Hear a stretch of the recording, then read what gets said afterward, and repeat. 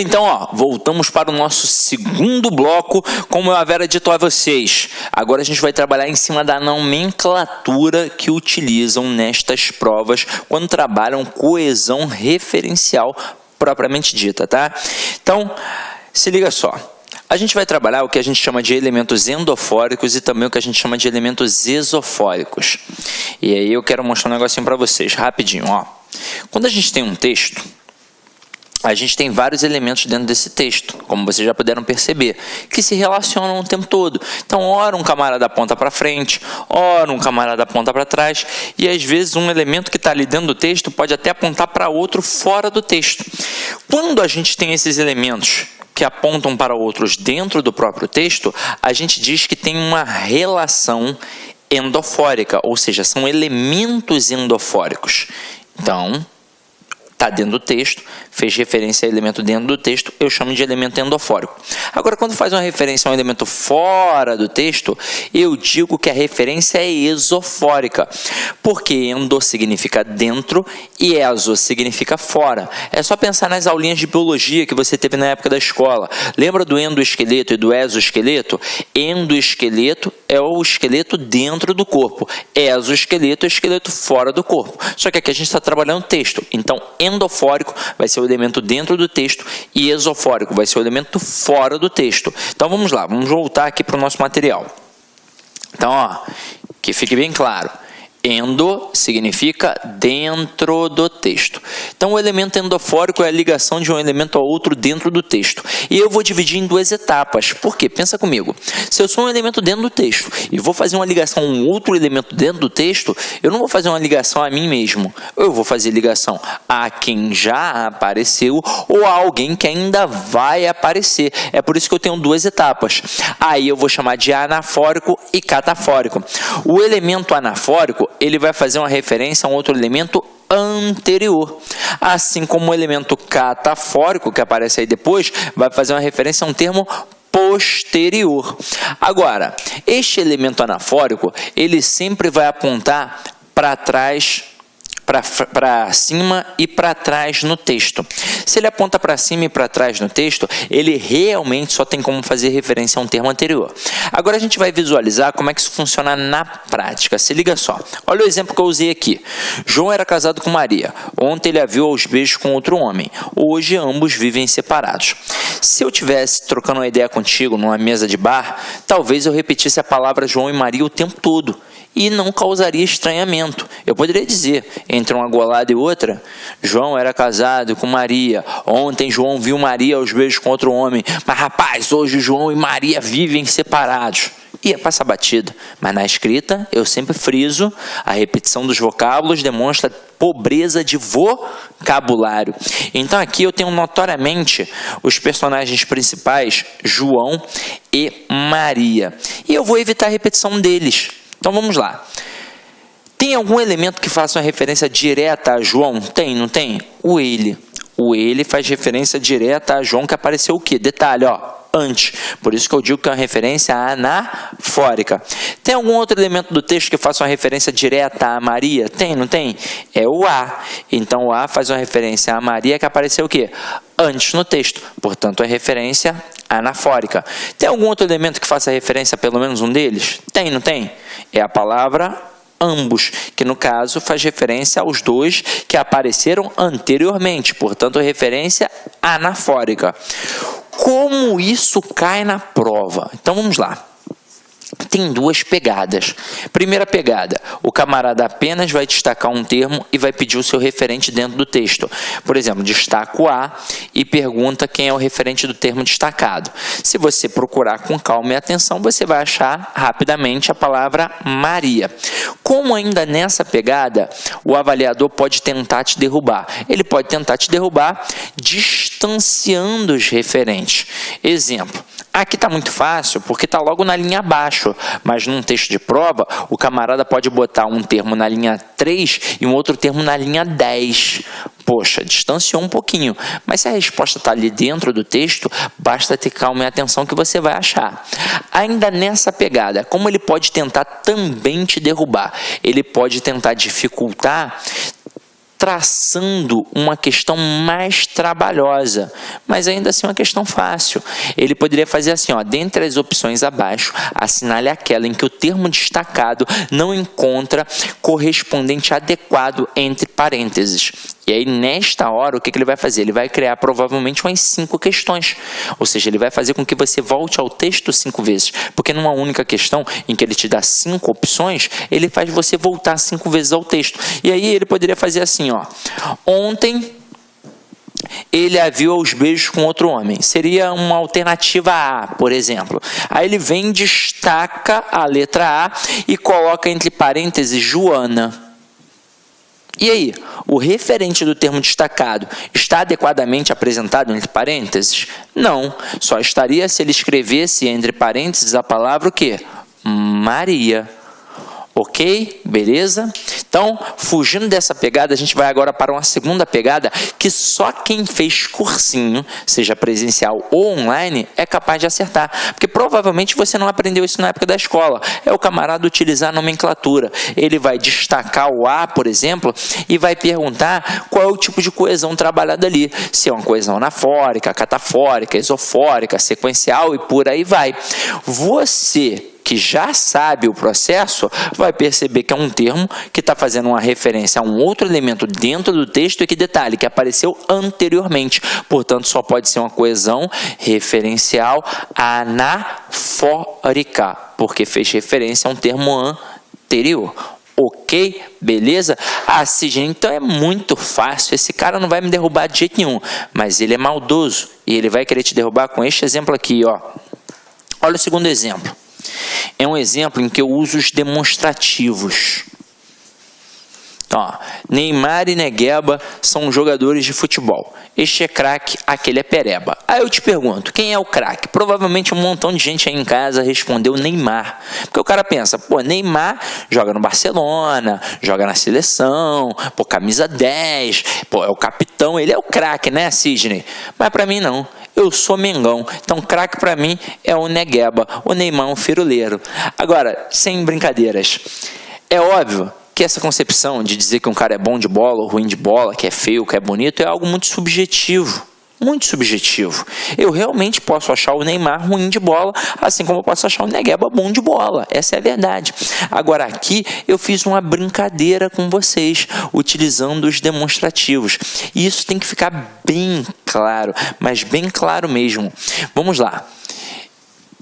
Antes da gente partir para o exemplo, eu vou mostrar um negócio bem bacana para vocês.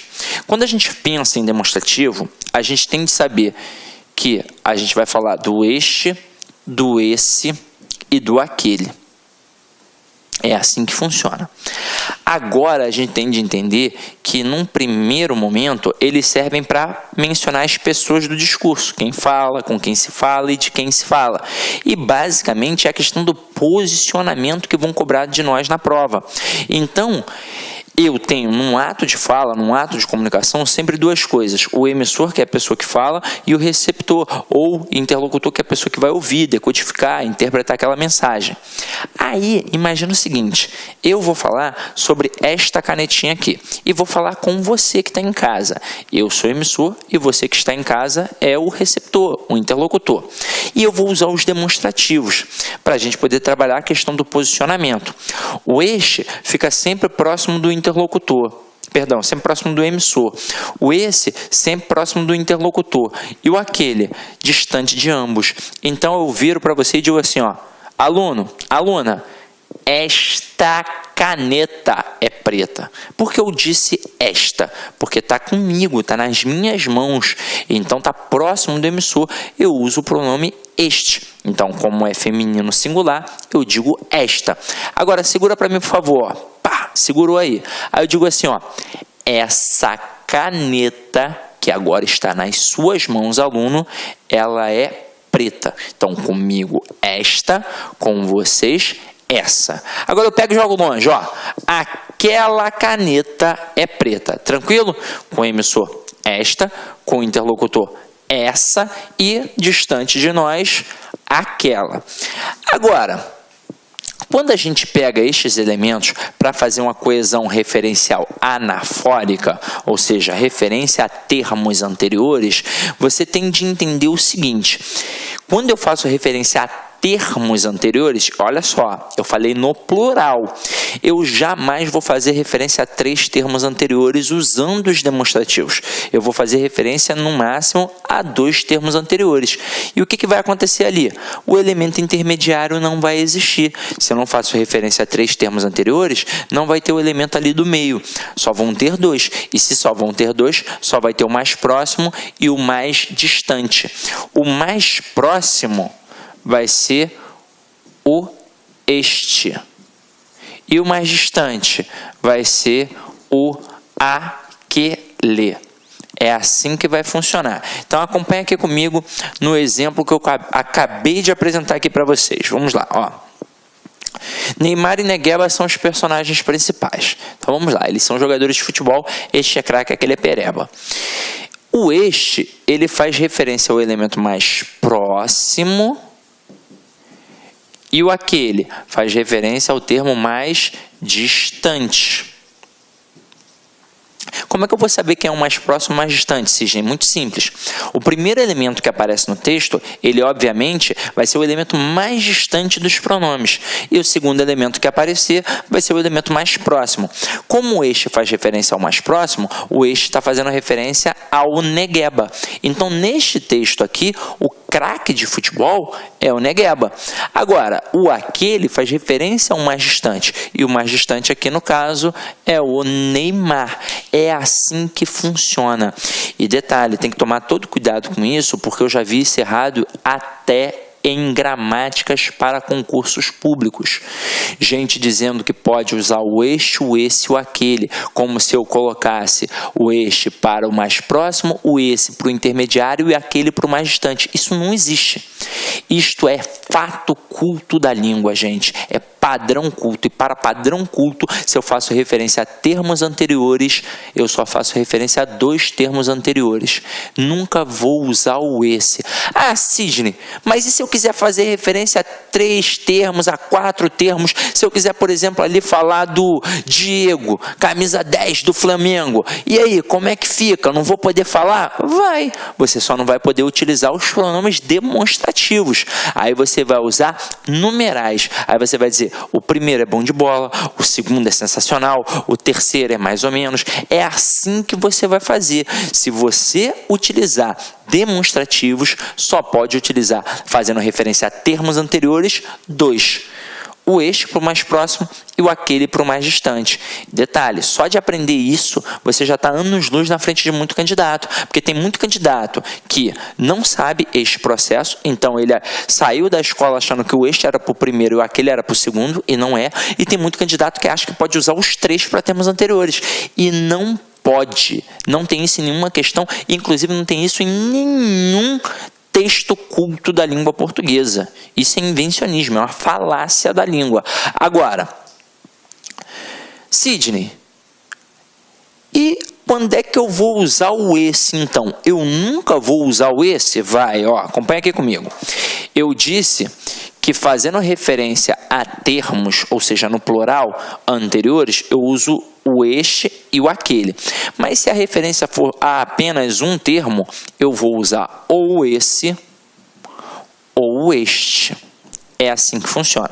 Agora, é óbvio que estudando isso a fundo, a gente percebe que não tem a menor diferença. O problema é que para a sua prova de concurso público, a gente não estuda a fundo. A gente estuda a gramática tradicional. E a gramática tradicional é superficial e tendenciosa. Então, a tendência para a gramática tradicional é colocar o esse como um elemento anafórico, ou seja, um elemento que faz referência a um termo anterior.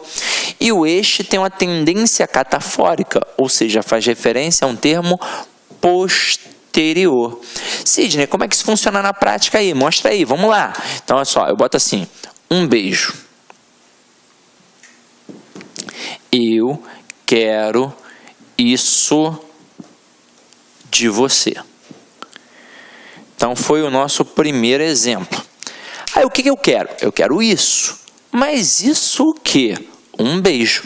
Então, o pronome isso apontou para o elemento anterior, beijo, uma coesão anafórica.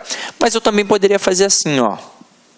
Eu quero isto de você. 2 pontos. Aí, neste momento agora, eu coloco assim, um beijo. Aí vamos analisar. O que eu quero? Eu quero isto. Mas isto o quê? Um beijo. Aí você vai reparar que a referência foi a mesma. Fez referência ao termo beijo. Só que o posicionamento foi diferente.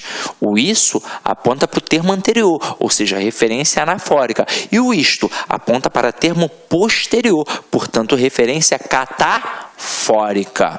Até aí, tudo bem? Então, agora a gente já sabe mais ou menos como é que funciona. Então, é por isso que provavelmente você tomou uma canetada do seu professor na escola. Esse professor mais tradicional, na hora que você, por exemplo, passa do 2º parágrafo para o 3º parágrafo na redação, ou seja, do 1º de desenvolvimento para o 2º de desenvolvimento, e tem uma relação de soma, aí você vai lá e coloca além disto. O além é para indicar que tem soma. O disto que você colocou foi para fazer referência ao parágrafo anterior. Só que ele te deu a canetada porque ele queria que você botasse além disso, ou seja, de tudo aquilo que foi mencionado anteriormente. Agora, voltando aqui, a gente vai falar do catafórico. Só que o catafórico você já aprendeu agora aqui comigo, não aprendeu? É aquele elemento que a gente aponta para o termo posterior. Então vamos lá. Um elemento do texto faz referência a outro posterior. Então tá aqui. Ele jurou aumentar o salário dos professores. O prefeito Eduardo Paes, né? O famoso Dudu. Então, ó, quem foi que jurou? Ele, né? Mas ele quem? O prefeito Eduardo Paes. E aí se liga. O ele está apontando para um elemento dentro do texto. Só que esse elemento apareceu o quê? Depois. E se apareceu depois, é uma referência catafórica. Agora, dele eu só quero a pensão dos meus filhos. Romário. O termo dele está fazendo referência a quem? A Romário, aí, o nosso senador. Só que é o seguinte. Apontou para um termo que está dentro do texto e que apareceu o quê? Depois. Então, referência catafórica. Sejamos sinceros, isso é fácil ou é difícil? Isso é muito fácil. Onde é que o bicho pega? O bicho pega aqui, ó, nos elementos exofóricos. E aí vamos lá. Quando eu falo em elemento exofórico, exo, né, significa fora. Então, ó, elemento exofórico significa o elemento fora do texto. O problema já começa na própria nomenclatura, porque o cara pode chamar de elemento exofórico, ele pode chamar de elemento... Olá, meus amigos, minhas amigas, sou o professor Luiz Antônio Carvalho, com muito prazer, muita satisfação, estou aqui para fazer um convite muito especial para você que está estudando para o BRB 2019. Nós aqui da Lá Concursos, nós preparamos um super curso online para vocês, um curso online pré-edital, claro que assim que o edital for publicado, nós iremos lançar o pós-edital e você matriculado no pré-edital, você pode ter certeza que você vai receber todos os upgrades a custo zero aqui na LAC Concursos, tá? Mas claro que você tem que estar dentro do seu prazo de acesso. Então, nós aqui da LAC Concursos, nós temos aí um curso aí super competitivo para o BRB, tá certo? O concurso esse que já foi autorizado, encargo escriturário, investimento apenas 10 parcelas de R$30 e você tem um prazo de acesso durante 120 dias, né? Nesse prazo de acesso, você poderá assistir quantas vezes quiser e quantas vezes desejar. Tudo bem, meus amigos? Então aí faço o convite para vocês. Essa aula no YouTube são apenas aulas demonstrativas para você conhecer aí a qualidade dos nossos serviços. E digo para vocês que lá no site você vai assistir o final dessa videoaula e, claro, muitas outras videoaulas, porque nós fizemos uma playlist aí bastante pequena para vocês. Bacana? Forte abraço, fique com Deus e espero vocês aqui na Lá Concurso. Fui! Tchau!